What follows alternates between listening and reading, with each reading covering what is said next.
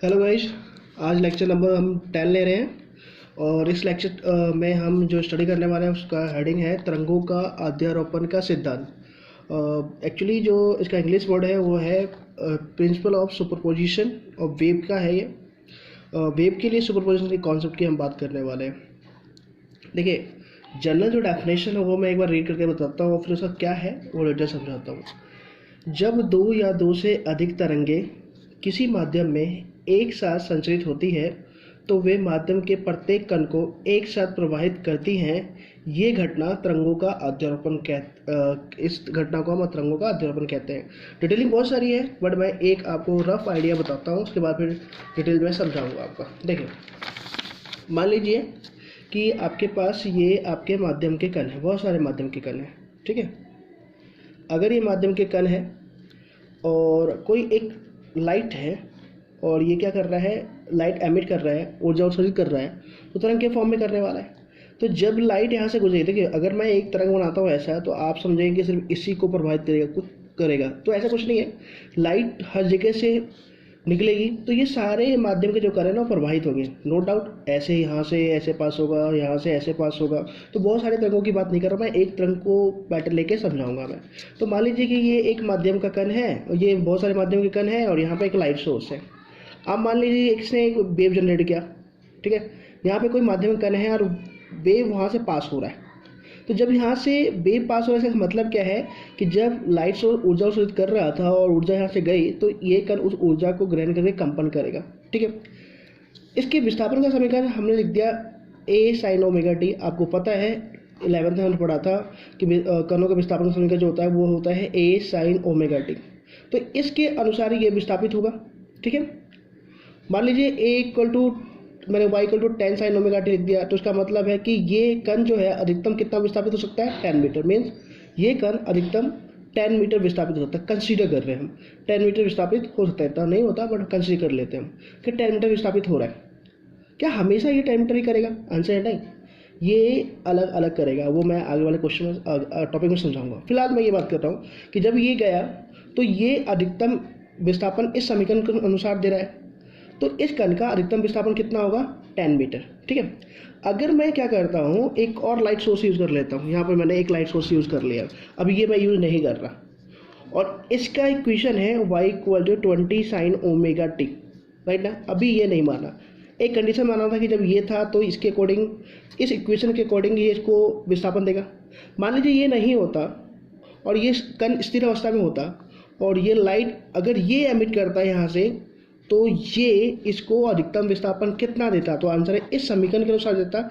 ये इसका विस्थापन का समीकरण है तो ये अधिकतम 20 देता, राइट। तो अगर सिर्फ ये हो तो किसी समय पर ये अधिकतम कितना देता है, 10। अधिकतम की बात कर रहे हैं, अलग अलग टाइम पर अलग देगा। और सिर्फ ये होता तो अधिकतम कितना देता, 10। बट अगर मैं दोनों को ही एक साथ ऑन कर देता हूँ तो ये भी अपनी ऊर्जा उत्सर्जित करेगा और ये भी अपनी ऊर्जा उत्सर्जित करेगा, तो इस कण को तो दोनों ऊर्जा मिलेगी। तो इसका विस्थापन 10 होगा, 20 होगा या कुछ और होगा, तो आंसर कुछ और होगा कि अब ये कण इन दोनों के कारण प्रभावित होगा। तो यही अध्यारोपण सिद्धांत कहता है कि अगर माध्यम के कोई माध्यम है और अगर ऊर्जा स्रोत का जो स्रोत ऊर्जा उत्सर्जित कर रहा है वो एक साथ तरंग उत्सर्जित करे या फिर जो तरंग उत्सर्जित कर रहे हैं वो माध्यम में पहुंचते हैं तो प्रत्येक कण को एक साथ प्रभावित करते हैं। तो अगर ये दोनों अपनी ऊर्जा उत्सर्जित कर रहे हैं और तरंगे उत्सर्जित कर रहे हैं तो जो यहाँ से गुजरेंगे तो इस कण को दोनों ही तरंगे प्रभावित करेंगे। तो परिणामी जो विस्थापन वो कैसे होगा वही अध्यारोपण के सिद्धांत के अनुसार निकाला जाता है और इसी घटना को हम बोलते हैं अध्यारोपण का सिद्धांत। तो सिंपल फॉर्म में क्या है कि जब भी दो या दो से अधिक तरंगे किसी माध्यम से गुजरते हैं, जब भी या इससे और बहुत सी लाइट हो सकती है, तो जब भी दो या दो से अधिक तरंगे किसी माध्यम से गुजरते हैं तो माध्यम के कणों का परिणामी विस्थापन इन सबके विस्थापन पर डिपेंड करता है। मीन्स इसका जो विस्थापन होगा, अधिकतम विस्थापन या जो भी विस्थापन, वो इसके विस्थापन पर डिपेंड करेगा, ये इसके भी विस्थापन पर करेगा और वो इसके भी। मीन इसके द्वारा उत्सर्जित तरंगों के पर भी, इससे उत्सर्जित तरंगों पर भी और इससे भी उत्सर्जित तरंगों पर भी निर्भर करता है। वही हम आज के टॉपिक में समझाने वाले हैं। चलिए स्टार्ट करते हैं। मान लीजिए कि हमारे पास ये एक लाइट सोर्स है और ये हमारा माध्यम का कण है, राइट। ये हमारा सोर्स है। अगर मैं ये मानता हूँ कि ये जो ऊर्जा अवशोषित करेगा और एक तरंग लेता हूँ मैं, ठीक है, तो उस तरंग का समीकरण मतलब माध्यमिक कणों का जो विस्थापन मिलेगा वो होगा y equal to A sine omega. A क्या है? आयाम, आवृत्ति और समय। ये ओमेगा की वैल्यू 2 पाई अपॉन टी, ये टी क्या है? समय। देखिए एक्चुअली जब ये उत्सर्जित करेगा ना ऊर्जा, अगर आप सिर्फ एक पार्टिकल की बात करते हो तो क्या पार्टिकल हमेशा ऊपर ही जाएगा या कंपन करेगा? तो कंपन करेगा का मतलब कभी ऊपर जाएगा, नीचे आएगा, फिर नीचे जाएगा, फिर ऊपर जाएगा, ऐसा होगा। मीन्स अलग अलग समय पर ये अलग अलग विस्थापन होगा, वो हम यहाँ से निर्धारित करते हैं।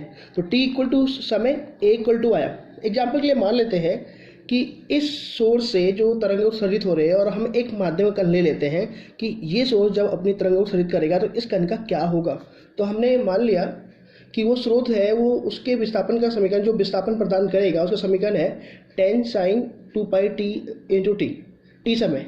तो मान लिया कि जब स्रोत को स्टार्ट ही किया था टी इक्वल टू 0 है, उस समय उस कण का विस्थापन कितना होगा। तो हमने एक सोर्स ले लिया और यहाँ पर हमने एक माध्यम का कण ले लिया, सिर्फ एक की बात कर रहे हैं। अब ये ऊर्जा अवशोषित कर रहा है तो ये ऊर्जा ग्रहण करके कंपन करेगा। तो जैसे ही आप ऑन कर रहे हो टी इक्वल टू 0 है, तुरंत की बात कर रहे हैं और स्टार्ट करने से पहले ही बात करते हो, तो उस समय उसको कण को तो ऊर्जा मिली नहीं है, तो विस्थापन कितना होना चाहिए? 0। देखते हैं, tan sin 2 pi upon T into 0 answer है। स्मॉल टी की वैल्यू आप क्या कर रहे हो? 0 रख रहे हो, तो 0 हो गया। तो विस्थापन कितना होगा उसका? 0 हो गया, राइट। बट अगर आप ये देखना चाहते हो कि स्टार्ट कर दिया, टी यहाँ पर आवर्तकाल है, मान लो आवर्तकाल 4 सेकंड का है, तो आप चेक करना चाहते हो कि एक स्टार्ट करने के 1 सेकंड बाद क्या होगा। तो 4 सेकंड का है तो T/4 की हम बात कर रहे हैं। कौन सा टाइम की बात कर रहे हैं? T/4, या फिर 1 सेकंड मान लो। टी क्या है? आवर्तकाल। तो हम उसका 1/4 की बात कर रहे हैं और ये समय 1 सेकंड मान लो। तो आपने मान लिया कि अगर इसका जो तरंग उत्सर्जित हो रहा है उसका ये पैटर्न है और इसका आवर्तकाल मीन्स एक चक्र पूरा करने में, इतना करने में उसको 4 सेकंड लगते हैं। तो हम 1 सेकंड की बात कर रहे हैं, उसकी 1/4 टाइम की बात कर रहे हैं, ठीक है।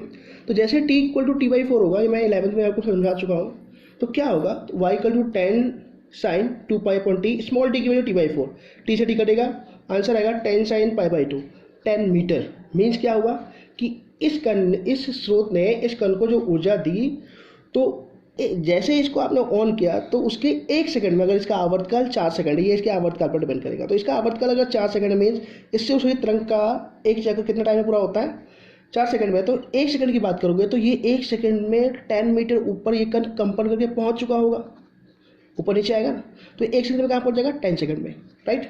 बट अगर आप देखना चाहते हो कि T/2 मतलब 2 सेकंड में कितना होता है, 4 सेकंड आवर्तकाल का मतलब है 1 सेकंड में ऊपर, 2 सेकंड में नीचे, 3 सेकंड में और नीचे, और 4थे सेकंड में यहाँ पर, मतलब 1 सेकंड में 4 सेकंड में पूरा अपनी पोजीशन में पहुँच जाएगा। तो 1 सेकंड में बात की तो हमने कहाँ पहुँच गया? टॉप पर। दूसरे सेकंड में कहाँ पाएगा? तो वैसे भी आइडिया लगाओ तो यहीं पहुँच चुका होगा, देख लेते हैं। तो y equal to tan sin 2 pi upon t, small t की जो वैल्यू है समय की हम रखते हैं T/2, टी से टी कट गया, ये कट गया, साइन पाई की वैल्यू है, आंसर है 0। मीन्स 1 सेकंड में टॉप पे पहुंचा, अगले 1 सेकंड में यहाँ पहुंचा, 2 सेकंड में यहाँ पहुंच चुका है।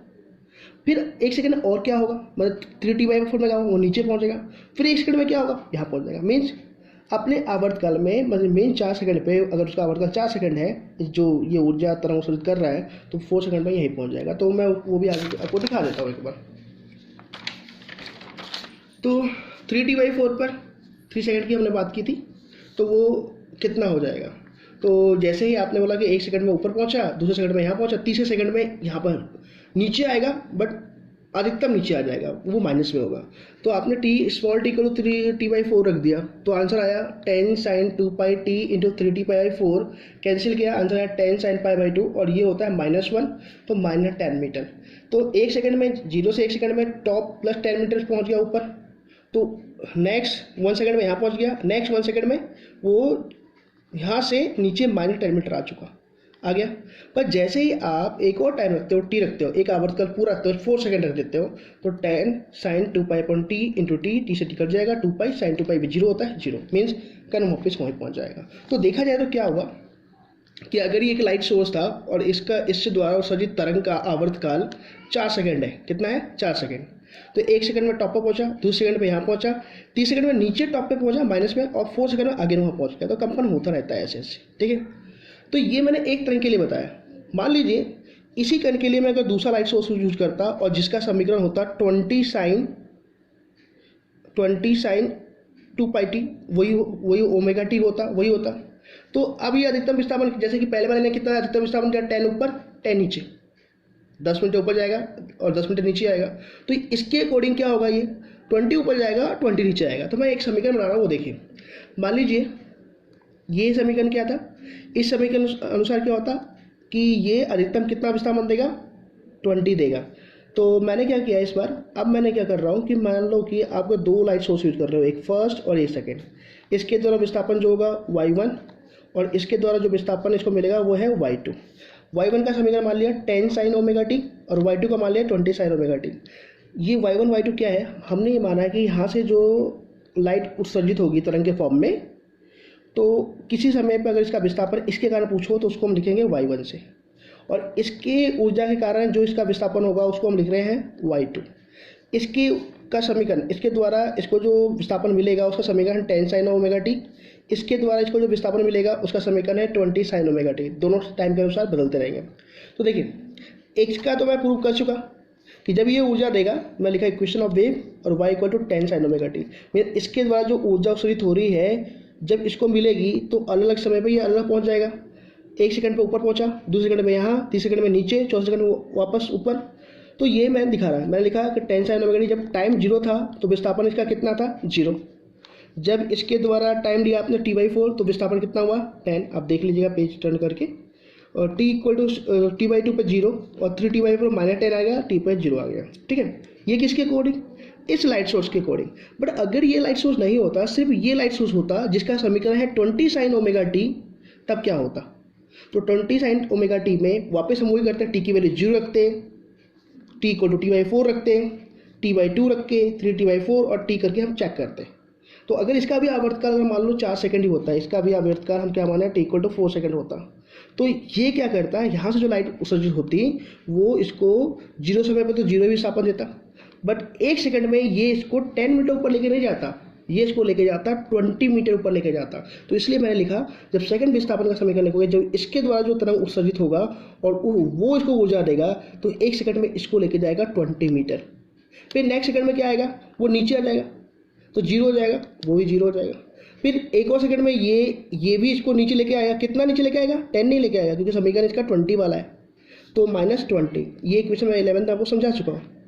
और फिर जब t इक्वल टू टी रख दोगे एक आवर्तकाल तो 0 हो जाएगा। सिर्फ चेंज क्या है, ये समीकरण है। जब स्मॉल t/4 कर रहे हो, 1/4 कर रहे हो आप, तो अधिकतम इसका 10 है तो 10, अधिकतम 20 है 20। जब टाइम 3t/4 हो रहा है तो अधिकतम अगर 10 है तो माइनस का 10 और 20 है तो माइनस का 20। बट अब क्वेश्चन ये है कि अगर दोनों एक साथ ही लाइट ऑन कर देते हैं तो ये भी ऊर्जा उत्सर्जित करेगा और ये भी उत्सर्जित करेगा, तो दोनों ही इसको ऊर्जा देंगे, तब क्या होगा। तो जब t इक्वल टू 0 होगा तो दोनों ने ऊर्जा, इसकी ऊर्जा यहाँ पहुँची नहीं है तो इसके कारण भी इसको ऊर्जा 0 मिली है, इसके कारण भी इसको 0 मिली, तो कुल 0 मिल गई इसको, दोनों कारण। बट अगर आप देखो 1 सेकंड की बात करें तो 1 सेकंड में ये इसको कितना ऊपर लेके जा रहा था, 10 मीटर, बट ये इसको कितना लेके ऊपर जाएगा, 20 मीटर। तो टोटल कितना हुआ, तो इसको ऊर्जा दोनों ने दिया है। इसकी ऊर्जा से ये 10 मीटर ही जाता, इसकी ऊर्जा से ये 20 मीटर जाता, अलग अलग। सिर्फ ये देता तो 10 लेके जाता, सिर्फ ये देता तो 20 जाता, पर दोनों ही मिलके दे रहे हैं तो इसके कारण 10 और इसके कारण 20, तो इतनी ऊर्जा मिली, ये 30 मीटर ऊपर चला जाएगा। तो 10 और 20 नहीं जाएगा, 30 जाएगा। तो वही हमने देखा कि अगर दोनों को जोड़ दिया जाए 10 और 20 को तो 30 आ गया। ऐसे ही क्या होता कि जब ये 2 सेकंड की बात करते हैं तो ये नीचे आ चुका होता और ये भी इसके कारण भी नीचे आ चुका होता, तब इसके कारण भी 0 और इसके कारण भी 0, तो वो 0 हो जाता, मतलब उस समय उसमें कोई ऊर्जा ही नहीं होती। ठीक है, बट अगर आप सोचो नेक्स्ट 3 सेकंड पे, तो 3 सेकंड के कारण इसके कारण ये कितना नीचे आ रहा था, -10, बट ये सिर्फ ऊर्जा देता तो कितना नीचे आता, -20। दोनों मिलकर ऊर्जा दे रहे तो दोनों की ऊर्जा के कारण नीचे आएगा, तो अब कितना आ जाएगा, तो -30 नीचे आ जाएगा। और ऐसे t इक्वल टू इसके कारण भी 0, इसके कारण 0, तो कुल दोनों के कारण भी कितना हो गया, 0 हो गया। तो यही अध्यारोपण है कि ये कहता है कि क्या कंडीशन है कि अगर इस माध्यम को ये ऊर्जा दे रहा है और ये ऊर्जा दे रहा है, तो इसका जो विस्थापन होगा ना, केवल इस पर निर्भर नहीं करेगा, केवल इस पर निर्भर नहीं करेगा, ये दोनों पे निर्भर करने वाला है और दोनों की ऊर्जा के अनुसार ही आएगा। तो ये तो तब था जब इसके कारण भी ऊपर, ये कर ऊपर जा रहा है और इसके कारण भी ये ऊपर जा रहा है, तब ऐसा है। तो इसका विस्थापन का समीकरण देखा जाए तो देखिए आप कैसे होगा। ये फर्स्ट है y1 के कारण, 10 मीटर, ये 10 मीटर है, ठीक है। ये जो सेकंड के कारण है जिसके कारण 20 था, 20 है। तो आप देखो कि पहले के कारण कितना है, अगर सिर्फ एक वेव होता तो वो कर्ण इसके अनुसार जाता, 10 ऊपर और 10 नीचे ही जाता।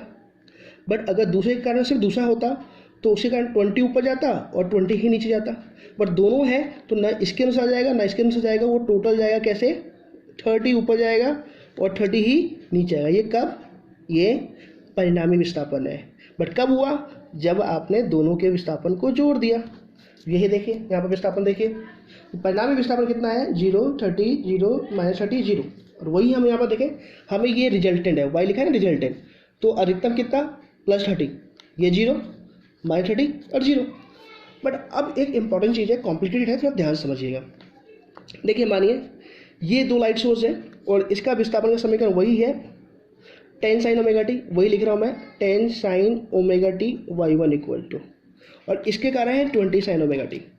बट थोड़ी कंडीशन अलग कर रहा हूँ। मैं क्या कर रहा हूँ, मैं ये कर रहा हूँ कि मैंने पहले इसको स्टार्ट कर दिया, इसका भी आवर्तकाल कितना है, 4 सेकंड, इसका भी 4 सेकंड, मतलब एक चक्र 4 सेकंड में पूरा होगा।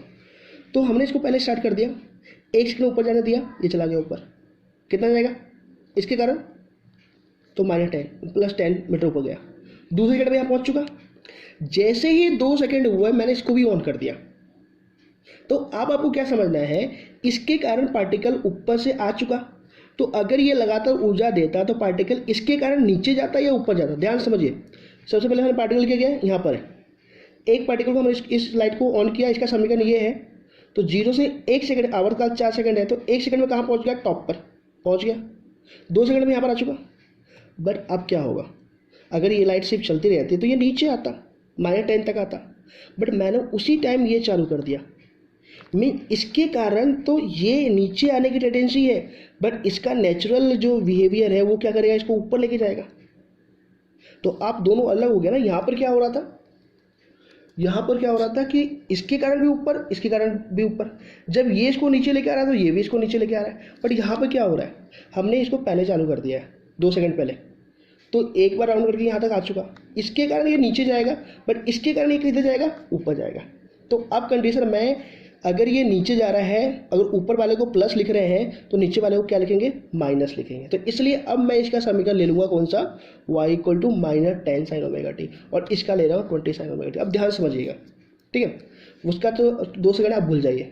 तो अब क्या होगा, अब मैं अब से स्टार्ट करूँ स्टडी, इसके 2 सेकंड के बाद स्टडी करूँ, जब दोनों स्टार्ट हो चुके। तो अब क्या होगा, अब अगर मैं t = 4 सेकंड लूँ, ठीक है, तो इसके कारण ये नीचे जा रहा था, कितना नीचे जा रहा था, -10। बट इसके कारण कितना ऊपर जाएगा, +10, +20, क्योंकि समीकरण 20 है। तो इसके कारण तो ये +20 ऊपर जा रहा है, बट इसके कारण किधर जा रहा है, -10 नीचे। तो अब पार्टिकल जाएगा कैसे, किधर जाएगा, ये वाला इसको ऊपर लेके जा रहा है क्योंकि 2 सेकंड बाद स्टार्ट हुआ था, तो इसका बिहेवियर इसको नीचे लेके जा रहा है और इसका बिहेवियर इसको ऊपर लेके जा रहा है, किधर जाएगा अभी। तो हम यहाँ पर फिर अध्यारोपण देखेंगे, हम ये देखेंगे कौन ऊर्जा ज़्यादा दे रहा है। अगर ये ऊर्जा ज़्यादा दे रहा है तो इसके अनुसार चलेगा, अगर ये ऊर्जा ज़्यादा देगा तो इसके अनुसार चलेगा। बट इसका विस्थापन 10 ही है और इसका विस्थापन अधिकतम कितना है, 20, तो नो डाउट ऊर्जा ये ज़्यादा दे रहा है, तो इसके अनुसार चलना पड़ेगा। तो वो कंडीशन कैसे होगी तो वो देखिए। तो हम अब इसको ना लेके समीकरण, हम इसको लेंगे, क्योंकि इसके कारण जब आप इसकी स्टडी कर रहे थे तो इसके कारण पार्टिकल नीचे आ रहा था, तो हम नीचे आने के लिए -10, ऊपर जाने के लिए प्लस का ले रहे हैं। तो हमने माना ये इतनी ऊर्जा देता है कि अधिकतम इस पार्टिकल का विस्थापन +20 होता है। चलिए देखते हैं। तो फर्स्ट का जो इक्वेशन है, इसके कारण कितना आ रहा है, नीचे इक्वेशन है -10 sin ω t, इसके कारण कितना है ये, +20 sin ω t, ठीक है। अब हुआ क्या कि अब मैं स्टार्ट कर रहा हूँ, जब अब वो इसका 2 सेकंड पहले काउंट मत कीजिए, क्योंकि अब इसका बिहेवियर नीचे आने का हो चुका है, मैं आपको समझा दूंगा आपको, और इसका बिहेवियर ऊपर ले रहे, या डायरेक्ट में लिख देता कि इसके कारण नीचे जा रहा होगा, अगर इसके कारण ऊपर जा रहा होगा तब क्या होगा। यहाँ पर देखिए, इस डायग्राम में देखिए, पहले कारण भी ऊपर, दूसरे कारण ऊपर भी, तो रिजल्टेंट भी ऊपर।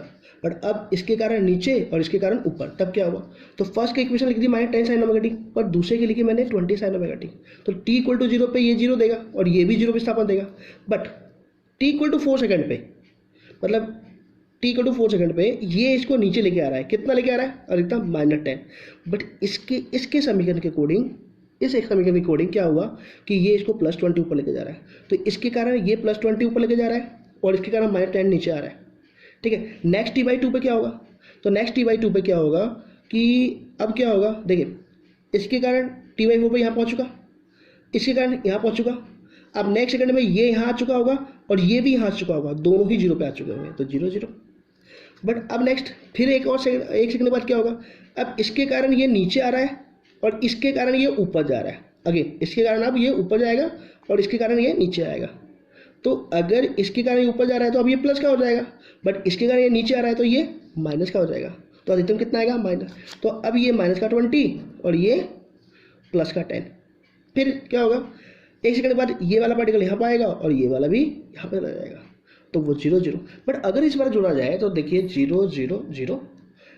पहले कारण जब ये इसको नीचे लेके आ रहा था कितना, -10, और ये इसको ऊपर लेके जा रहा था +20, तो कितना आया 10 में विस्थापन उस पार्टिकल का होगा 10 प्लस का, मतलब पार्टिकल नीचे नहीं जाएगा, एक्चुअली पार्टिकल ऊपर जाएगा।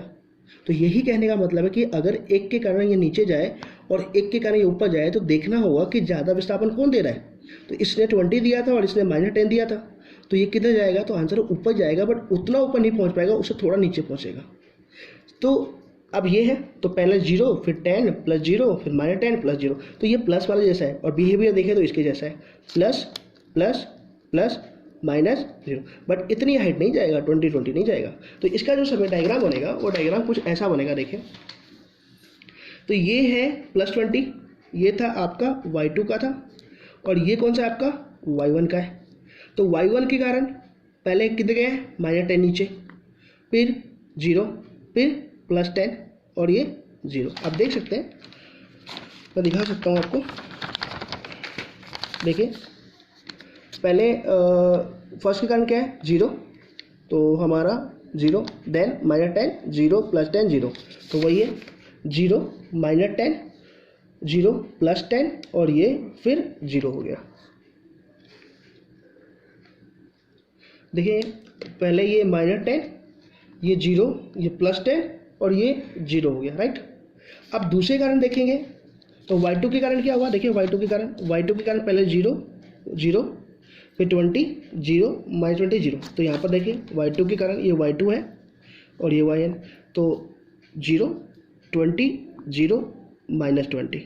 बट अब रिजल्ट जाएगा कैसे, तो पहले वाला जो लाइट सोर्स था, ये लाइट सोर्स और ये लाइट सोर्स और ये लाइट था, तो ये इसको नीचे ला रहा था -10 से और ये इसको ले जा रहा था +10 से ऊपर, तो -10 + 10 तो जाएगा ऊपर ही ना। इसलिए जो परिणामी होगा ये y है और ये रिजल्टेंट जो है परिणामी है वो सेकंड, ये फर्स्ट वेव के अकॉर्डिंग नहीं जाएगा, ये सेकंड के अकॉर्डिंग जाएगा। बट डॉटेड लाइन ये देखिए, ये हमारा रिजल्टेंट वेव है और ये कितना है, ये है +10 और ये है -10। बट गया किसके अकॉर्डिंग, इसके अकॉर्डिंग या इसके अकॉर्डिंग, तो आंसर है जिसकी एनर्जी ज़्यादा हो, तो एनर्जी सेकंड वाले की ज़्यादा है, इसलिए ये गया है। तो ओवरऑल अगर मैं एक बात कहूँ तो सिंपल सा है, जब एक पार्टिकल है और एक लाइट सोर्स के कारण कोई लाइट सोर्स आ रही है और इस लाइट सोर्स के कारण ये ऊपर लेके जा रहा है और इस लाइट सोर्स के कारण ये नीचे लेके जा रहा है, तो अगर इसकी एनर्जी ज़्यादा होगी तो वो इसके अकॉर्डिंग ट्रैवल करेगा। बट अगर इसने मान लो इसने 20 दिया एनर्जी और इसने 10 दिया, बट ये नीचे दे रहा है और ये ऊपर दे रहा है, तो एनर्जी कितना मिली इसको, तो एक अगर कोई पार्टिकल को ऊपर लेके जाएगा 20 की एनर्जी से और एक नीचे को ले जाएगा 10 की एनर्जी से, तो ये इसके 10 की एनर्जी को काटेगा। या ऐसे मान लीजिए कि अगर ये वाला पार्ट, ये जो है ये इस पार्टिकल को, ये जो वेव आएगा यहाँ से लाइट सोर्स है, ये इसको -15 एनर्जी दे रहा है बट नीचे की तरफ, और ये लाइट सोर्स इसको दे रहा है 20 ऊपर की तरफ दे रहा है, तो इस पार्टिकल को 2 एनर्जी मिली, एक ऊपर की तरफ 20 और एक नीचे की तरफ -15, तो ये माइनस का हो गया प्लस का, तो उसको मिला कितना, तो 20 - 15 5। तो ये पार्टिकल ना तो 20 से आएगा ना 15 से आएगा, 5 से जाएगा, बट कितना जाएगा, ऊपर जाएगा। बट अगर ये ऐसा ही होता कि एक लाइट सोर्स, ये दूसरी लाइट सोर्स और ये पार्टिकल होता, ये इसको देता 10 और ये इसको देता 15, तो इसके कारण ये नीचे आता और इसके कारण ये ऊपर इसको लेके जाए, लाइट सोर्स जो एनर्जी निकलेगी, ठीक है। तो अब तो एनर्जी ज़्यादा ये है, तो ट्रैवल इसके अकॉर्डिंग करने वाला है ना कि इसके अकॉर्डिंग। तो यही है, मैं 2 डायग्राम बनाकर दिखाता हूँ। देखिए कि मान लीजिए कि एक फर्स्ट वेव पार्टिकल को ऐसे ट्रैवल करवाता, मतलब अप डाउन का कंडीशन है, और दूसरा इसको नीचे से ऐसे लेके जाता, तो रिजल्टेंट किसके अकॉर्डिंग जाएगा, तो ज़्यादा एनर्जी ये है, तो रिजल्टेंट अब ऐसे जाएगा, ना इसके अकॉर्डिंग ना इसके अकॉर्डिंग, डायरेक्शन इसके अकॉर्डिंग होगी बट एनर्जी इसके अकॉर्डिंग हो तो कम हो जाती है। तो ये था प्रिंसिपल ऑफ सुपरपोजिशन। बट मैं आपको फिलहाल अब हेडिंग डायरेक्शन क्या है, तो एक चीज़ तो आपको क्लियर समझ में आ गई कि देखिए अगर दो वेव है तो दोनों की ही एनर्जी पे परिणामी विस्थापन डिपेंड करेगा। बट अगर 3 4 5 हो तो अगर एक पार्टिकल है और इधर से बहुत लाइट सोर्स है, ये लाइट सोर्स है, ये लाइट सोर्स है, ये लाइट सोर्स है, बहुत सारी लाइट सोर्स है, ये वेव ऐसे जा रही है, ये ऐसे जा रहा है, इसको इससे लेके जा रहा है, तो इसका परिणामी विस्थापन इस पे भी, इस पे भी, इस पे भी, इस पे भी, सब पे डिपेंड करेगा। अगर सब इसको एक साथ ऊपर ले जाते तो एक साथ ऊपर जाएगा, अगर सब इसको नीचे ले जाए तो नीचे जाएगा। बट कोई इसको ऊपर ले जाए, कोई इसको नीचे ले जाए, कोई इसको किसी और एंगल पे ले जाए, तो क्या होगा? इसलिए हम ये बता रहे हैं कि ये डिपेंड करता है विस्थापन पे कि डायरेक्शन किधर है। तो हमने क्या डायरेक्शन लिखी वो देखिए। जब दो या दो से अधिक तरंगें किसी माध्यम में एक साथ संचरित होती है तब किसी क्षण माध्यम के किसी कण का परिणामी विस्थापन अवयवी तरंगों द्वारा स्वतंत्र रूप से उत्पन्न विस्थापन के सदिश योग के बराबर है। जैसे इस वाले ने अगर इसको विस्थापन y1 दिया, इस वाले ने इसको y2 दिया, इस वाले ने इसको y3 दिया, इस वाले ने इसको y4 दिया, तो इसका परिणामी विस्थापन होगा y = y1 + y2, सबको ऐड कर देंगे बट डायरेक्शन के साथ, इसलिए इस पर वेक्टर लगाना पड़ेगा। तो हमने माना यदि n अवयवी तरंगों द्वारा किसी क्षण माध्यम की किसी कण को स्वतंत्र रूप से उत्पन्न विस्थापन कितना है y1, मीन्स फर्स्ट वेव ने कितना दिया इसको विस्थापन y1, सेकंड ने y2, थर्ड ने y3, ऐसे बहुत सारे ने। पर याद देखिए वेक्टर लगा रहे हैं, वेक्टर का लगाने का मतलब है दिशा भी देखनी पड़ेगी हमें, ठीक है। तो उस क्षण उस माध्यम के कण का परिणामी विस्थापन सभी के विस्थापन के योग के बराबर होगा। तो यही फाइनल आंसर था कि अगर एक पार्टिकल है और यहाँ से एक लाइट सोर्स है और ये इसको वेव लेके जा रहा है, यहाँ से एक लाइट सोर्स है, ये इसको वेव लेके जा रहा है, और यहाँ से इसकी लाइट सोर्स है, ये इसको वेव ले जा रहा है, तो इसका विस्थापन समीकरण y1, इसका y2, इसके द्वारा इसको विस्थापन मिला y3। तो इसका टोटल जो विस्थापन होगा वो होगा इन सब के एडिशन के योग के इक्वल, बट वेक्टर फॉर्म। अगर दोनों एक साथ ऊपर ले जा रहे हैं तो दोनों की दिशा एक साथ है, इसलिए दोनों जुड़ जाएंगे। बट दोनों, एक ऊपर लेके जा रहा है, एक नीचे लेके जा रहा है, तो अगर ऊपर वाला ज़्यादा है तो y1 और नीचे वाला ज़्यादा कम है तो -y2 हो गया। तो ये डायरेक्शन पर डिपेंड करता है। तो आज के लिए इतना ही, कॉम्प्लिकेटेड टॉपिक है, थोड़ा समझने की कोशिश कीजिएगा।